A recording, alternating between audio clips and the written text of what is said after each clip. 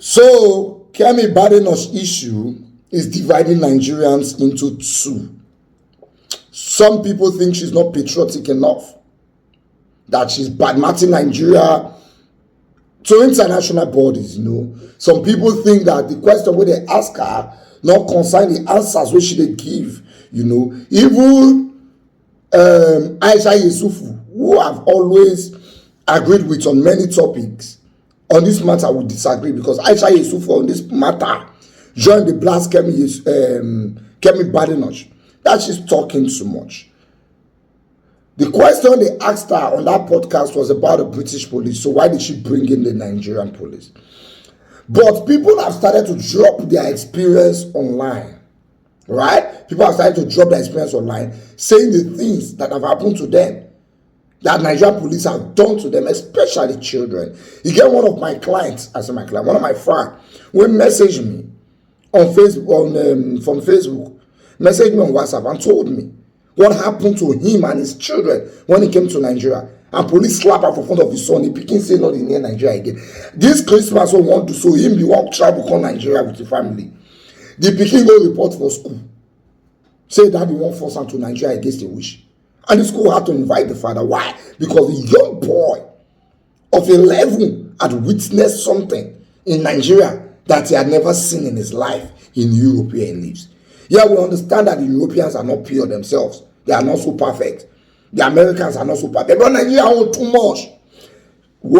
Listen to this tweet by this woman. Her name is Irish Ninja, diary of a female engineer. Listen to this. She said, I used to run a kitchen in Yesufu Abiodun in Nero, where I supplied food to banks and offices in Victoria Island, Lagos.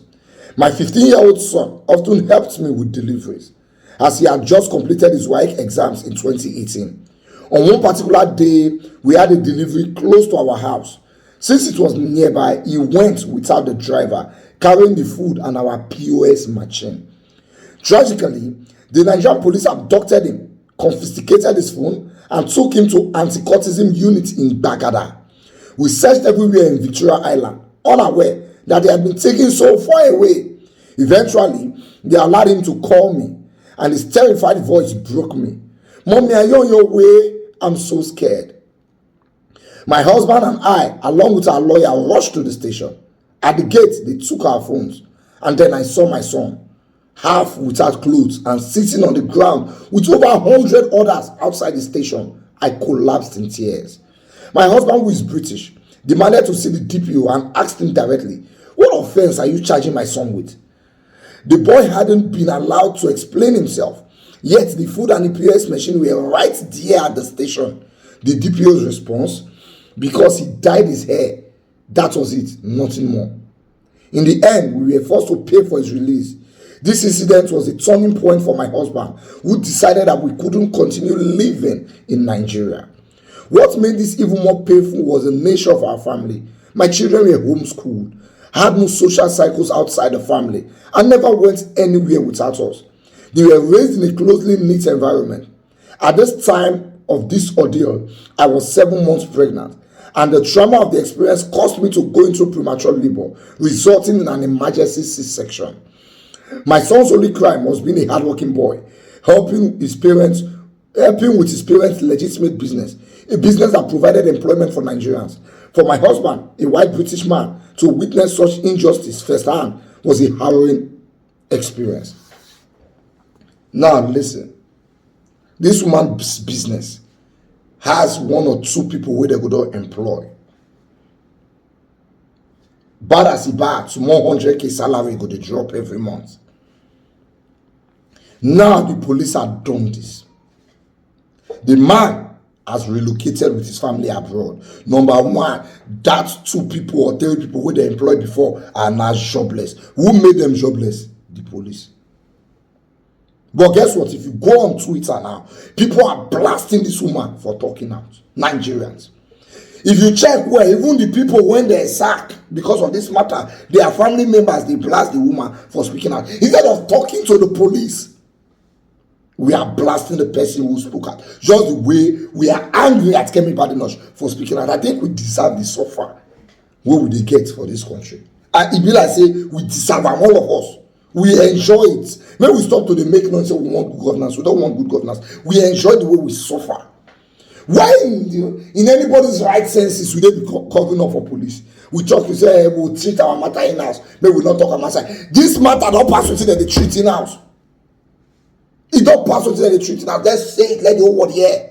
When Nigeria government they tell the world say we lazy, they know they talk in house. Now this boy now, this thing happened to him at 15. They have relocated to UK. Tomorrow night, he will become one big CEO of one company. He will decide to talk his experience. We will tell and say make it patriotic or make it drop in name. Which they worry now. Time God say no be politicians, they sign name. No be Nigerian leaders, they sign a right to name the way that they sign CEO of who. Therefore, they don't revoke Kemi name. What are we saying? What are we even talking? If it's good, we not go talk like that. It is terrible. You see, once your father is a drunkard, and so sometimes he go drunk come house, you go dey cover am. But if your bad drunkard character go reach where they fall for gutter for outside, you no fit cover am again. Because the whole world is saying Nigeria don't reach that level. We can't cover it anymore. Una no go force us to patriotic to rubbish. Nobody go force us to patriotic to nonsense. This country so. Not be that we can patriotic to Nigeria as a nation, not to our leaders. And this whole quarrel is against leaders. So I don't know why Nigerians are supporting the leaders. They will carry your money, go to UK, buy house. They will carry another set, go to Germany, buy house. Carry another one, go to China, buy house. And they know say that if you don't reach China again in the next 5 years, they don't buy the house. They will keep staff there where they collect salary every month. And we dey here. Hungry one finish us. Then they pay staff for China, pay for Australia, pay for Germany, pay everywhere. They leave us here without salaries and pension. Then when somebody speak out, we tell the person say make him mind the bill. Something they worry you now. The matter is everybody's business. It's Kemi Badenoch's business and she has the right to talk about it. We will talk. If na Nigeria she did that, for that arrest her. During answers, DJ Switch was live in the shooting. Record video. Nigeria government start to fight her for recording the video that was happening live. She should keep quiet. She should not talk. The lady had to run to Canada. Imagine she don't get visa before. She because she get visa before. I mean she on. Which call they call claim asylum. Imagine she don't get visa before. By now she will still the language of Kiri. Nigeria will finish your dream.